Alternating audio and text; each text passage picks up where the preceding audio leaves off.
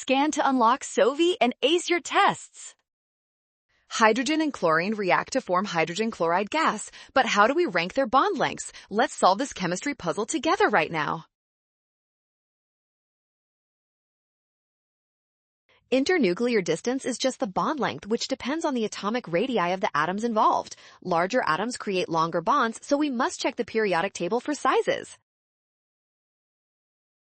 Hydrogen is in period 1, making it the smallest atom here. Chlorine is in period 3, so it is much larger. Therefore, the hydrogen-hydrogen bond must be the shortest overall distance. The hydrogen-chlorine bond is intermediate because it pairs one small and one large atom. This means chlorine-chlorine is the longest. Option B is our winner.